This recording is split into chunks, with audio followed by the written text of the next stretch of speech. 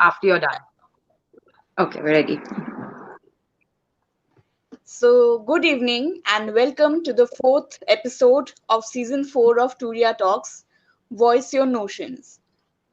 We are all confined to our homes right now, hoping for a better tomorrow.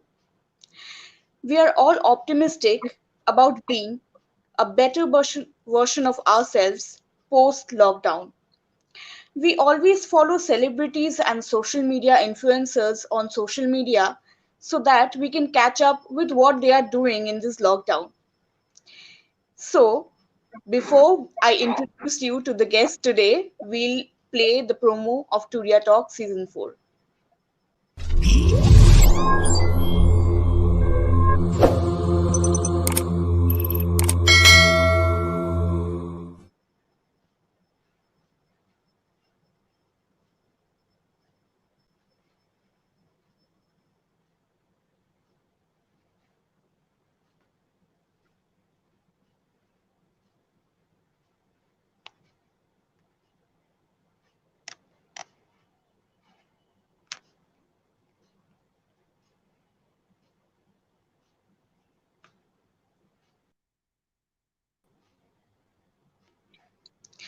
Okay, so welcome back. And as I was saying about the social media influencers that we follow, so today with us we have Miss Stephanie Timmins of Diaries. Welcome to the show, ma'am. Hi, guys. Thank you so much for having me. Super excited for today's show. So today we are going to know about your journey as an influencer and blogger. So let's start by sharing your story. What is the story behind Feisty Fox Diaries? How did it all start? I think I started my fashion and lifestyle blog way back in 2013, and it was under the name of Feisty Fox Diaries. And basically, I wanted to share my personal style diary and unique take on fashion with the world. At that point in time, fashion blogging was really new in India. And it was just a hobby, honestly. I didn't know that it would go into a full fledged career. I just started posting images of my outfits that I used to wear when I used to go out or I used to travel. I'd post it on my blog. I'd give like a little note on the style inspiration, tag the brands, and then I would further promote it on my social media on Facebook, Instagram, Twitter. And at that point in time, it really helped that all my friends were very supportive and they would share it also on their social media. So I think at that point in time, my main source of inspiration were these few famous international bloggers I used to follow on Instagram. That was Blonde Salad, Song of Style, Gary Pepper Girl. They were my main source of inspiration that I thought that, oh, maybe this could become a career. And soon I started getting noticed by international websites. There was British Vogue that I was super excited about when they featured me on their website. And there was LA based Thrifty Hunter that I did a vintage spread for. So that was exciting and encouraging at that point in time. And then I started doing barter collaborations with brands. Like they would give me free clothes or jewelry or makeup and I would post for them. So that was exciting. Then I started getting invites for blogging events. And that's where all the networking happened. I started understanding the industry better. And the turning point came for me is when Hindustan Lever's Be Beautiful channel, that is a beauty channel, approached me, and I signed on with them to come up with skincare and makeup tutorials, beauty videos. So I was working with their brands like Pond's, I was working with Sunsilk, Lakme, and that's when I made my transition from just fashion. I started doing beauty also. And then I also worked on a lot of digital advertisements for them for their brands like Dove, Close Up Diamond Attraction campaign, Pond's. So that was super exciting and encouraging. And then, I started working with a lot of brands, that international brands and Indian brands like Nike, Diesel, L'Oreal, Maybelline. And yeah, the journey has been super exciting and I started getting noticed. And then I started realizing that, okay, this can be more than a hobby, that I can actually take it up as a profession. So I think, yeah, it's been super amazing in terms of a learning curve. At the same time, now it's a full-time profession. Ma'am, you have been working for 7 years. That's a long Yeah. time. So, what do you think is the positive impact of your success story on your See, fans? I think like initially my blog started getting noticed, and then I developed a good following on Instagram. So that really helped to get my content out there. People really started resonating with my sense of style. Then when I started the beauty skincare videos, people really developed a connect. So I think I developed a strong following that really connected with my, sense of aesthetic style, and that really helped in growing as a blogger. And then I started working on brand campaigns, and that's where it became a little tricky, where I had to maintain my unique voice and my creativity and be authentic both to my followers as well as get the brand's voice out there. So yeah, so my followers really have been very superbly supportive, and they've given me encouragement to keep growing in this field. So, you have worked with so many brands like Nike, Pantene, Diesel, Visit Singapore. So, would you like to share some BTS stories? Yeah, see, I'll give you a basic idea of how a brand campaign works. There's several processes that go into it. First of all, the brand will send me a brief. They'll send me a mail and they'll give me a basic idea of the campaign, the deadlines, what the shoot should look like, the hashtags. Maybe sometimes they'll give me makeup references, they'll give me photographic references, they'll give me what I should wear, things like that. Now, once I get the brief, then I start my creative process. I'll do my own referencing. I'll get my reference images. I'll plan the look and feel of the shoot. Then comes the sourcing bit. So I'll source for whatever it is, whether it's clothes or it's jewelry, shoes, skincare products. Like, for example, suppose I'm doing a beauty brand shoot. So the brand will send me the products at least 1 week in advance. And then I have the choice whether I want to wear something for my wardrobe or I can source it from a brand or designer and give them credit. So all that sourcing takes place at least 1 week in advance. Then I'll book my videographer, photographer. I'll plan my props out, depending upon the theme of the shoot. I have to get a location. Now, earlier we bloggers used to shoot outdoors a lot. Then we started getting like restaurants and hotels used to approach us. So we give them location credits in our posts. Then comes the day of the shoot. I'll have my assistant take, videos for BTS because people love BTS. Like I share them on my Instagram stories and people love to know what goes on behind the scenes on a shoot. Maybe I'll hire makeup artists, hairstylists, but most of the time, honestly, I do it on my own. Then post the shoot, I'll sit with my photographer, I'll sit, selecting from all those hundreds of pictures I've shot, I'll narrow it down to 10 or 20 for editing. Now, where editing is concerned, image editing is something I'm comfortable doing on my own. It's a self-taught process. I use apps like Lightroom, I've used Facetune, VS Code, Snapseed. Video editing, I just know the basics, so I'll have a professional do that. Now, once the images and the video is edited, I send it to the brand for approval and the caption also. Once approval comes, they'll give me a posting schedule. I have to stick to that. And post that, I have to basically give them insights of basically how the posters perform. So that's like a basic idea of how the process works when you get a brand collaboration. I mean, if that's the basic, then we know what is Yeah, all that's happening. everything has a process to it. Yeah. Too much of traveling and blogging and content creation. I mean, you have to think like Yes, what a to do lot. next. Yeah, it's So, exciting. It's a creative process, so I enjoy it. how does this concept of blogging works? Give us an idea, and how does the monetization happen? See, monetization, you can be paid for anything from writing blog posts. So it's like I will basically use the product, take pictures, write a description, give my review. Then I'll put backlinks to the product and website. Then you get paid for social media posts, as you know, posting on Instagram, Facebook, Twitter. Then you get paid also for hosting events. That's the most fun part that I've enjoyed.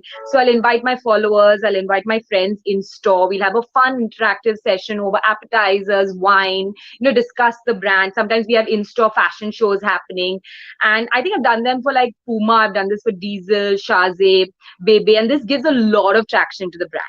And then sometimes the brand hosts their own events, to launch a particular product or a line or something like that. Then I'll go a live tweet from the event, live stream on Instagram or Facebook and give them post-event coverage. So these are the different ways a blogger actually makes money from the whole process. I really wanted to ask you one thing. Why have you chosen this name, Feisty Fox Diaries? Uh, I think like it reflects my sense of style. Like I have a really bold sense of style. Everything like I don't like basic, bold colors, bold styling, edgy. So I just think that it resonated with the person that I am, as well as like my sense of style and aesthetics and things like that. So I just thought it was really quirky, and I thought it really represented me, like because I'm feisty, and like the feisty fox bit, I think really goes with like my friends who know me will vouch for this. So that really went with me. So that point in time, this seemed like the best name, and it stuck with me ever since. So even in quarantine, you have to create content, update every day. So Yeah. how hard is it to create new content every day during this pandemic? See, it's been really challenging. Every influencer and blogger can tell you it's been really like challenging trying to create content. At the same time, people really wanted content because they were sitting at home. So I think first of all, learning to shoot at home indoors, that was a challenge. So you had to keep on making these creative backdrops using props and things like that to make it look interesting. That was one. Second of all, I couldn't get a photographer. So I was shooting myself on like a tripod and self timer. Lighting wise, I tried to find the best spots in my house that I could get natural light, but luckily I had a ring light. Then I was good with makeup before, but I was not so good. So I started like watching a lot more makeup tutorials, and I started doing like makeup tutorials also, and that worked really well for me. Then even video editing was concerned. Like, I learned the basics of video editing because I had to be self-dependent, which most bloggers had to during this time. And the creativity process was amazing. Another thing is we couldn't shop. So that means you're making use of everything in your wardrobe. And anyway, we have this concept of sustainable fashion now. So I think that really worked. Like I came out with videos like how to style one dress in 5 different ways. So we had to get creative. We thought people to reuse, mix and match pieces from your wardrobe. So I think, yeah, it's been challenging, but we've adapted well. And I really enjoyed this time of content creation. It's made me go out of the box and like, think of innovative ways basically to give value to my followers. You were talking about sustainable fashion. So how important is it, especially during this time? See, I think first of all, income has been at all-time low. So I think making use of what you have in your wardrobe is so important. Like I haven't shopped a single piece of clothing in a while. So basically made me go into my wardrobe. It made me be less wasteful, which is so important in today's day and age.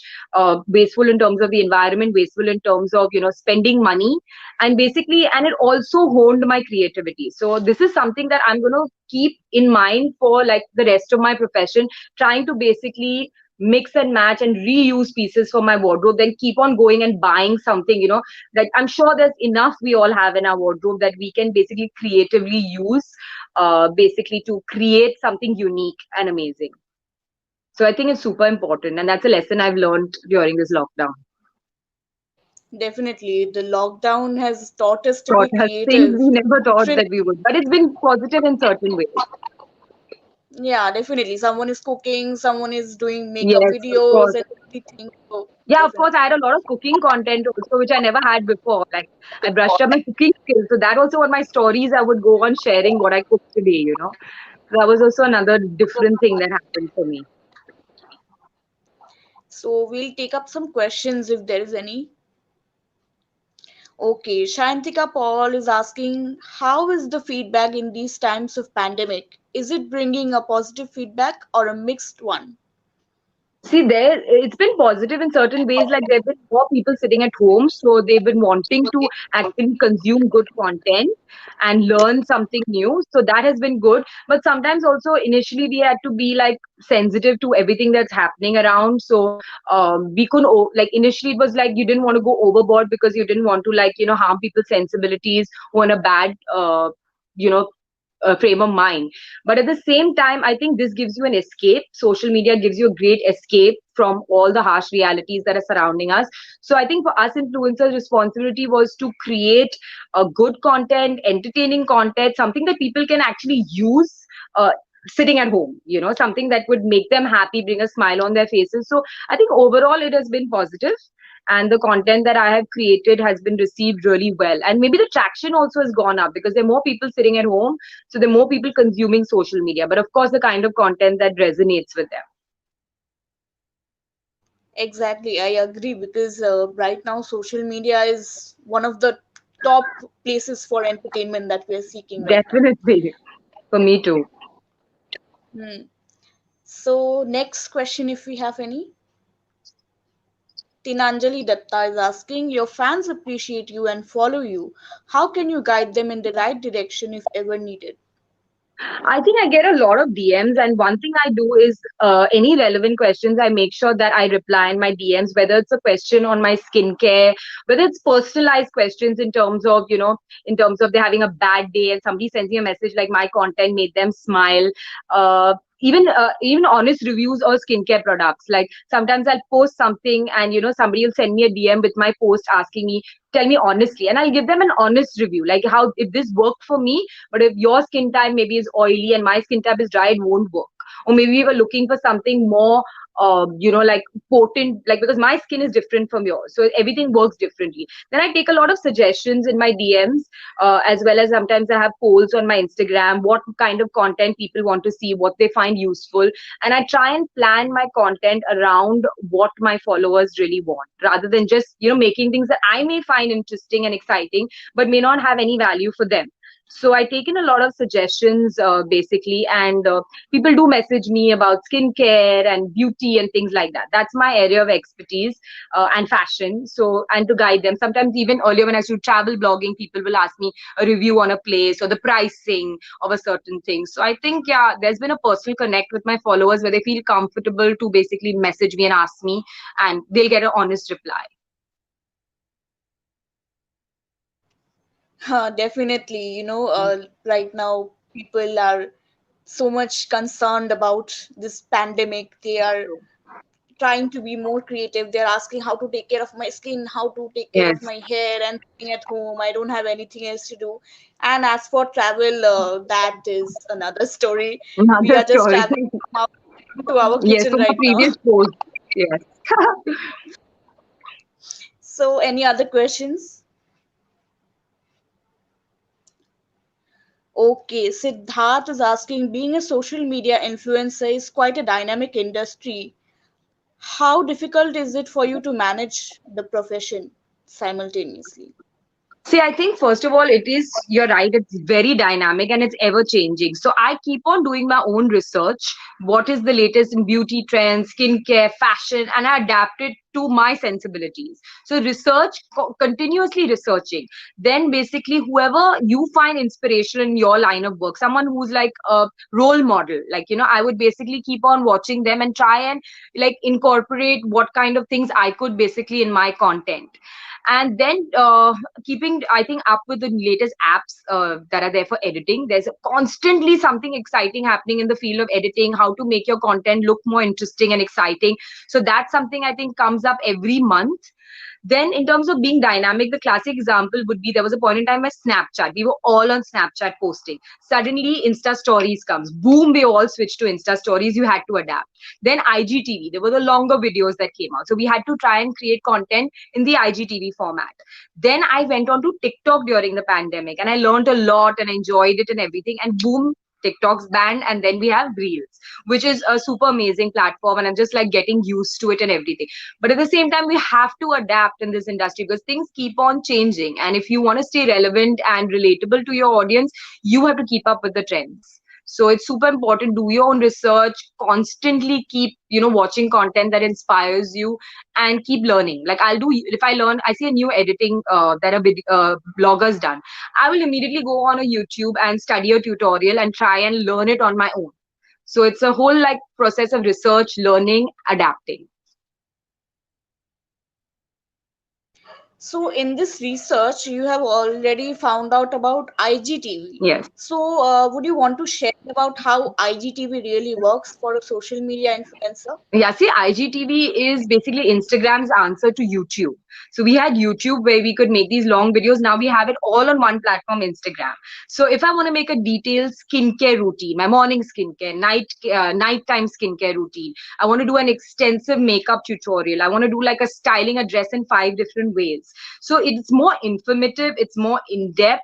You can get your point across like in a longer format. So it's more informative compared to just something which is music and you're just changing your outfit. So, it's detailed.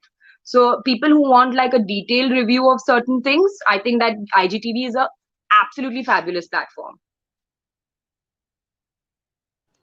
What are your take on Instagram Reels and other features of Instagram, like the faces, the effects, and all quiz they have created? Like there are I think so many features Instagram, yeah, Instagram has Instagram has introduced. done a fabulous job. I think it's so exciting every time I open my Instagram and there's a new feature. I absolutely love the poll feature that was there a while ago. I think that really works because people love to feel like, included and in your decision making and things like that. Like if I would go out to buy a pair of shoes, I'd post it, and actually I would use the poll results to make a decision. So I think there's so many exciting things in terms of the filters are amazing. And reels, I'm still getting a hang over it, but I think it's a super amazing, it's a more fun side of Instagram. Like we make all these serious videos. I think reels is like the TikTok format. It's more fun, it's faster, retention is better, because it's short 15-second videos. So I think reels is like the fun side of Instagram that I'm going to explore a lot. So I'm absolutely excited for reels, but for more fun content, like less in depth, will just be like fun short videos. We'll take up another question from the Okay. viewers. Okay. The sense of Okay. style is good. We appreciated. Oh, thank you Okay, so that's much. a Thank you so compliment much, from Sanjana. Sanjana. That's so sweet. Thank you so much. Okay, one question. Which social media platform do you personally prefer? Which one brings you a wider audience reach? That's very important. Yes, true. See, I've experimented with it all. I've done YouTube, I've done Facebook, Twitter, Instagram, TikTok, Snapchat, everything. But it all comes down to Instagram for me personally because that's where I have the most following. That's where I get the most traction, and I have developed a personal connect with my followers there. So I would definitely think that it's Instagram. Like for me, it's nothing else but Instagram. Though my blog is also there, but blog, like nowadays people don't really read. Nobody has the patience to go through an entire blog unless it's super informative or something like that. So I think Instagram has worked the best for me. What about YouTube? Have you like thought of going back to YouTube? Because YouTubers are obviously doing a lot these days, and we see all Yes. that YouTube versus TikTokers. Now TikTok is banned. That is a different story. But Yeah. YouTubers are really popular. So do you plan to go back to YouTube someday? I do actually. There has been a lot of thought process, especially during this pandemic. But then there's a lot, that goes into managing. We're doing Instagram, YouTube. It's a lot because I'm anyway creating like video content for Instagram. So then I have to create some unique content, on YouTube. I don't want to do it for the sake of doing it. I have to plan my content that is different, basically, because what content I used to make on YouTube, now I'm actually doing that on Instagram any which ways. But I need to create like different content. So definitely there is a thought process, but it'll require a lot of multitasking and a lot of work. So I think in due time I will go back to YouTube. Definitely, and we hope so too. Yes.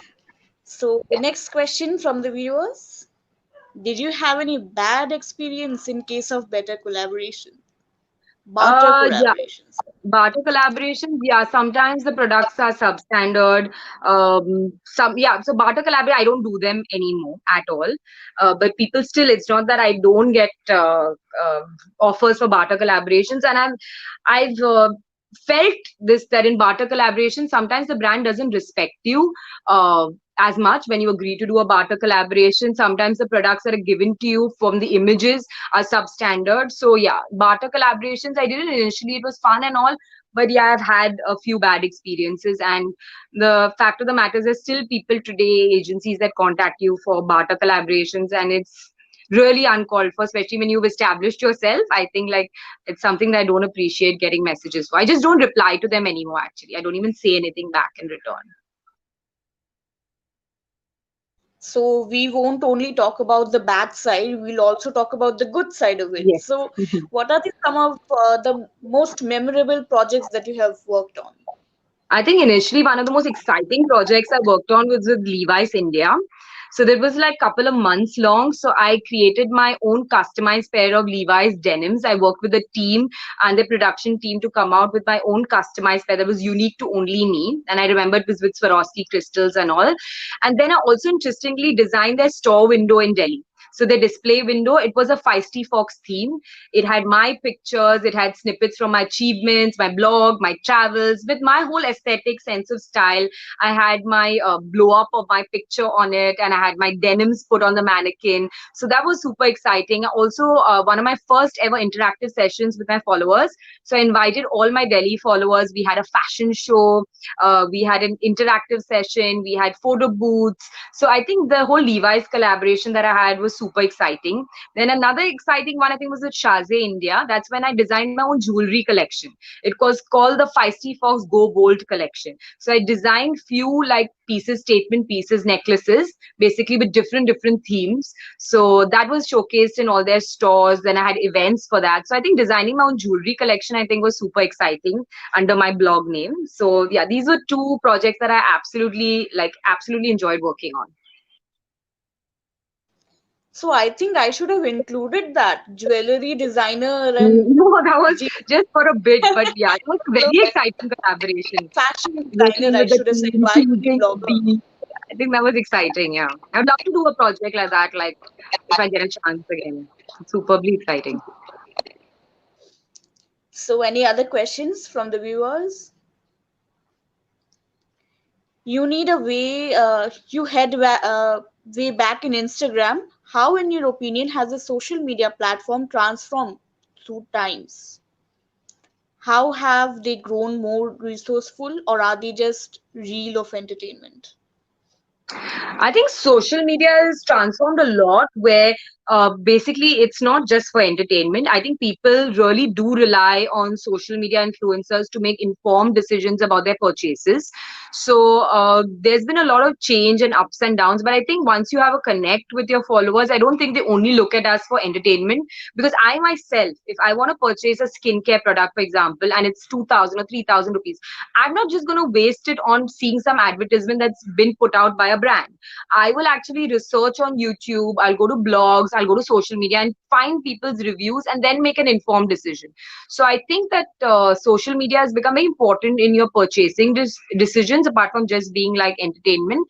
And yeah, and it's Instagram. I mean, as I said, if you're talking about heading back into Instagram, it is for whether it's brands they're selling their products, or whether it's influencers connecting with their audience. I think it's Instagram mainly. I think Facebook also, I do try doing work, but I don't get the kind of traction unless I do like a sponsored post or something like that.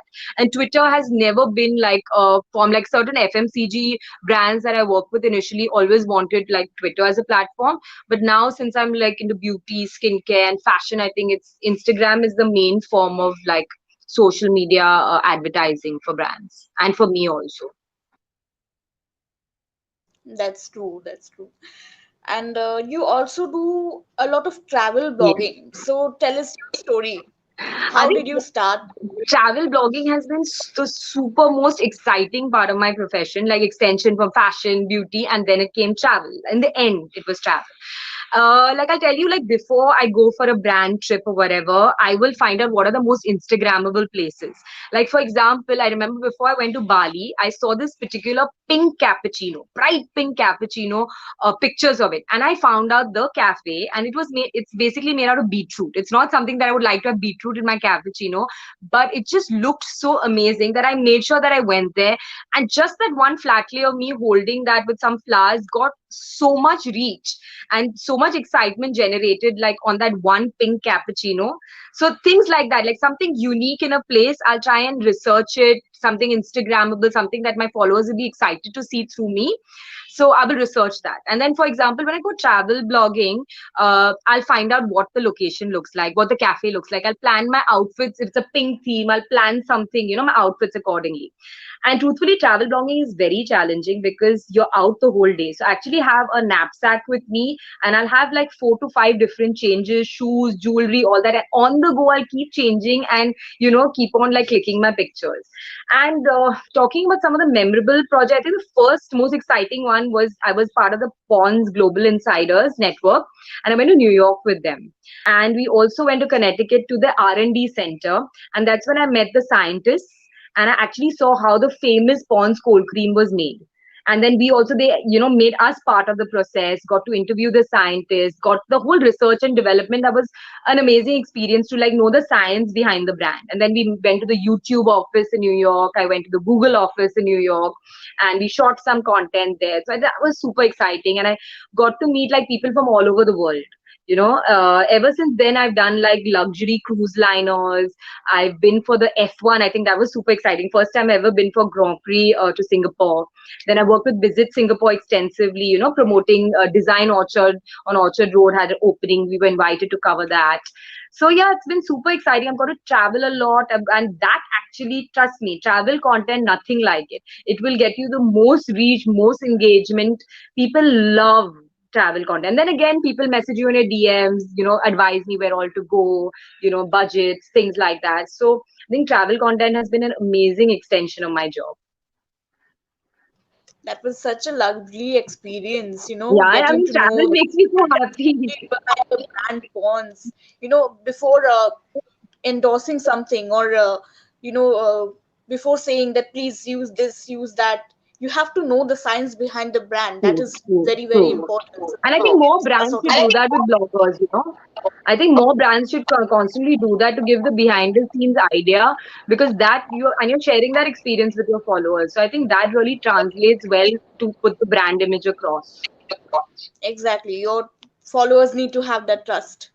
Yes, true, true. They're most important. So any other questions?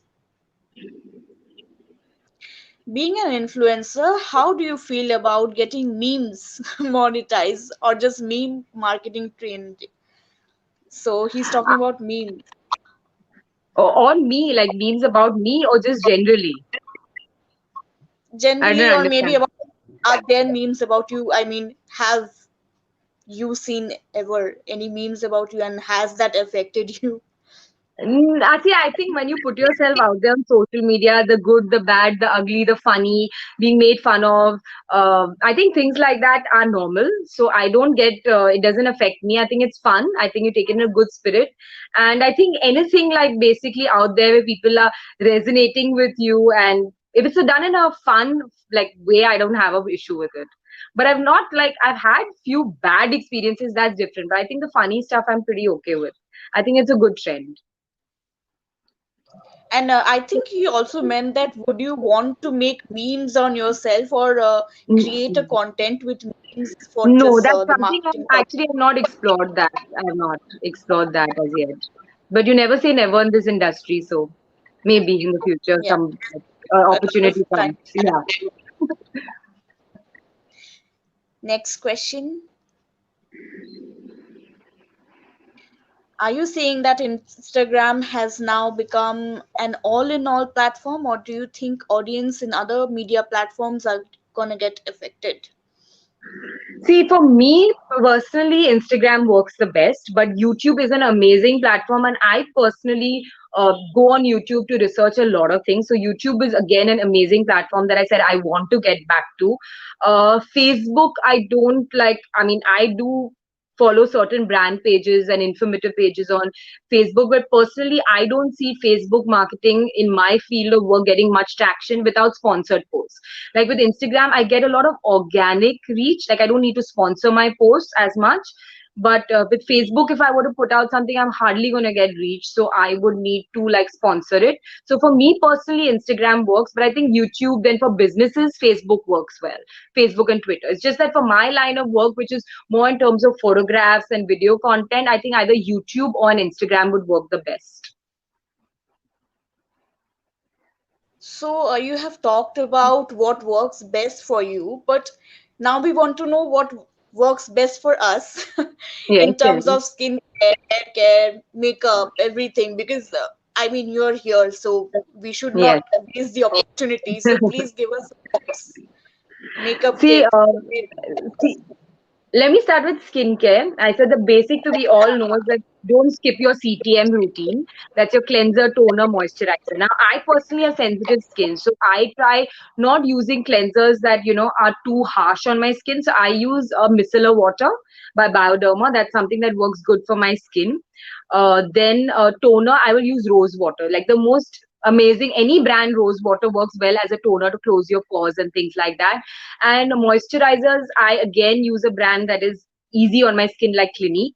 And never skip your under eye cream. I think that is something that is, if anything else, my under eye cream I'll never skip. Get something that works best for your skin, because that's, I think, that ages the fastest. It's the thinnest skin under your eyes. So I think that using a good under eye cream, depuffing your like skin underneath there is really important.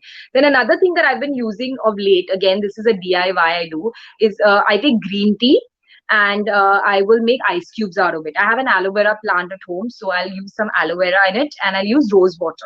And I will freeze this and keep it in the fridge. And through the week, after I'm done with my cleansing routine and I'm using like rose water, I use these green tea ice cubes. And that works both as a toner and moisturizer, and it's natural.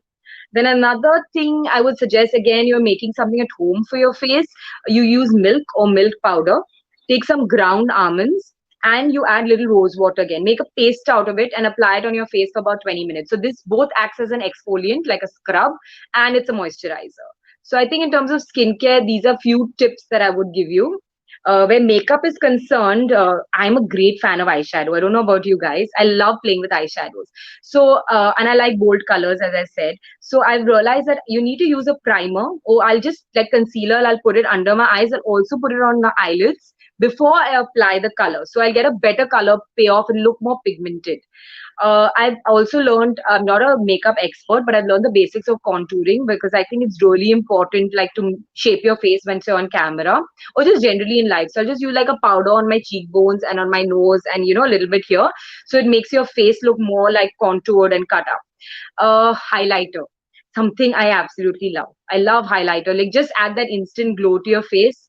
So that's something that I would never skip using. And the basic three, I think, lipsticks every girl should have: a good nude, a good pink, and a good bright red, if red is your color. These are three which I can never, like, I'll keep on restocking these three colors only. So yeah. Anything else with skincare, hair care? So, anything about pre-skincare, like a pre-makeup routine, like how to take care of your before putting on Yeah, I makeup? think good. Use a moisturizer for sure. Or if you're going out for the day, use like a sunscreen below your makeup. And then even rubbing like ice cubes on your face, generally, just if not green tea ice cubes, just generally rubbing ice cubes really preps your skin. And yeah, so I think using, some people use a primer. I don't use a primer, but moisturizer before I apply my foundation, or even sometimes mixing moisturizer with your foundation, mixing it really, like, the foundation comes on better. So I think moisturizing your face you can't get away with before you do your, or sunscreen, either or, before you start your foundation. I think that's super important. We'll quickly take up some questions because we are Yeah. almost at the end of our session. Your fans appreciate you and follow you. How can you guide them in the right direction? I think this we took up before, so it's a question similar to this, right? Yeah. In Any terms of other the connect questions? with the audience. What would be your advice for budding influencers? That's very important. Yes. Okay, so my first thing would be find your niche. Okay, now don't get confused. What are you good at? Is it fashion? Is it beauty? Is it skincare? Or even food blogging? Find that niche, then find, the influencers who inspire you in that particular line. Study the industry, find how you can add value, give your creative spin, and start off with that niche. Develop a fan following, a base in that particular area of interest, and then start moving out, into other things. I would also say, if you're planning to do fashion blogging, try and get your friends to shoot for you, because initially there's going to be like, you don't want to spend money, right? Learn the basics of editing. Like, I myself learned everything from how to put a blog together. I did it on my own. I didn't hire a technical team. I didn't spend money. I watched YouTube videos. I studied blogs, and that's how I did everything. I learned everything about social media and blogging self-taught, like tutorials. So keep on going on YouTube, researching, editing, and stuff like that. Then I'll say, basically network with other bloggers. Try and collaborate. Like, like cross promote. So basically, you get exposed to their followers, they get exposed to your followers. Start creating video content together or plan a shoot together and things like that. Then I'll just tell you one thing which most people, I think, out of college think that there's a lot of freebies and a lot of money in blogging. Initially, I didn't make money for the first 6 months, 6 to 7 months. Money, I think, came in 1 year after I started. Today, obviously, the industry has grown a lot, but don't do it for freebies and money. Try and like give value to your followers, and automatically brands will come to you, you'll develop a following, and you'll make money. But don't do it, oh, because I want this bloggers are getting free stuff or they're getting making so much money or traveling to places. Don't let that be your motivation. Make sure that you're passionate about it. Make sure that you have some value to give your followers, and then only get into this field, because otherwise you're just going to get caught up and then you're going to be like, oh, nothing's happening for me, I'm not making money, and like you need to find another profession. This is for guys who want to take it up properly, professionally, not just as a hobby. And one more thing I'd say is, as I started growing, I developed something called a media kit.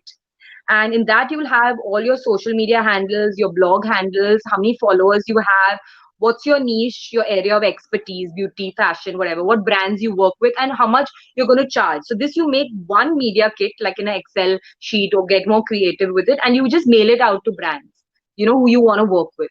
And never be shy to basically try and approach brands yourself, like pitch your ideas to them, pitch how much you like using a brand. If there's a particular brand that I've loved using and a brand has not approached me, like make a pitch to them, like a genuine pitch to why you want to work with them.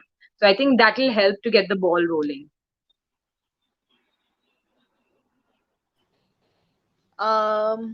Hair care tips for frizz control, please. This monsoon Yeah. is Okay. making my My hair same all. same thing with my hair. I think you use natural things in your kitchen, like you use yogurt, use egg yolks, and use some almond oil, coconut oil concoction. I think that really works to soften your hair. The whole idea is to soften your hair, and that's when the frizz starts coming under control. Another thing that I use, which is a little expensive, is the Olaplex treatment.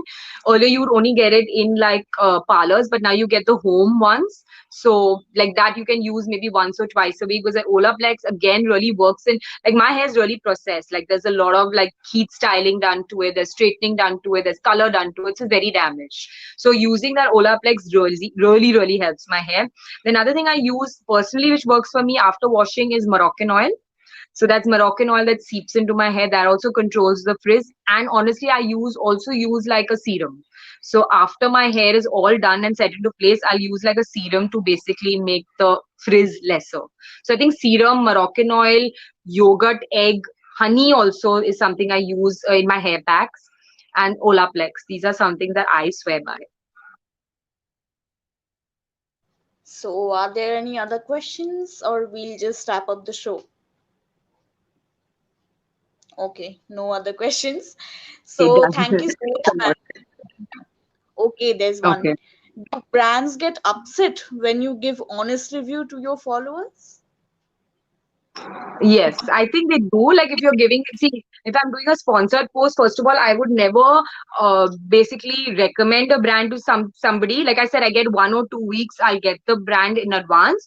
So if I don't like something, honestly, I'm not going to go ahead with it. When I get the brief, when I'm using the product, so I would generally give an honest review. But yeah, of course, no brand would appreciate you basically talking against. But we have to be true to our voice and our followers and things like that, because they're following you for a reason. So I think I always use the product before I would first of all recommend it to somebody else. That's a very tough situation. It is a You very have tough to situation choose for between most bloggers, yeah. like do And then I something for get a your lot of questions followers. one-on-one also, people will ask me. So I'd advise them if they do, a particular thing would work for their skin type. If you tell me that your skin type is like this, if it works for you or not. So I'll tell you from my experience. Any other questions? No. So we'll quickly yeah, we'll wrap up the show now. Yeah. So thank you so much, ma'am, for joining Thank us. you so much. Take It's been super fun Yes, we and had a lot of interactive. today. Yeah. And thank you so much for all the tips, hair care, makeup, skincare tips. Thank you so much. It's really important to take care of ourselves during this pandemic. True, very, And very important. not only for this pandemic, but anytime you have to be, Anytime, very important. the concept Self-care, of very important. Self-care is very important. You have to be Most beautiful. important. Yes. Exactly. So thank you so much, everyone, for Thank you so joining much us. for having me and everybody who joined in. I hope that this was informative enough for you guys and you enjoyed it. Anything you would want to say to your fans? Anything else? Any advice? Anything? Now, I'm just saying for aspiring bloggers, find your niche, be true to yourself, research as much as you can. Social media is a very dynamic industry, keeps on changing. You have to keep adapting, and that will only come by personal self thought. Like, do your own research, find people who inspire you on social media, only follow those people who you can learn something from every day. And yeah, keep positive. It's difficult, but keep creative. I think being creative during this pandemic has kept me positive from everything that's going around. So I think, yeah, keep on honing your creative skills. There's always something to learn, especially social media. There's something I'm learning every day that is new to me. So I say keep learning and keep positive and keep creative. Absolutely, and that's the point of Turiya Talks. We have always tried to open up to various aspects about this present scenario of the global economic spectrum. And today we were blessed to have you. Thank you so much, ma'am, Thank for you so joining much us. for having me. Thank you so much. For the viewers, do let us know how do you like this session and what other topics you would like to hear from us. Like, subscribe, and press the bell icon to get notified from Turiya Talks. And before ending this session, I have a little surprise for you. Hi guys, how's it going? It's Dina here. So it's time to go ahead and voice your notion and go ahead and ask whatever questions that you have for me, because I'm going to be going live on YouTube on Turiya Talks on the 11th of August with Andhya Sutodia. This is going to be fun, knowledgeable and exciting, and I'm so looking forward to it. So in the meantime, don't forget to subscribe to Turiya Talks. I'm going to put the handles right here. So go ahead and do check them out, subscribe, because we're going to go live. Until then, stay productive and be positive.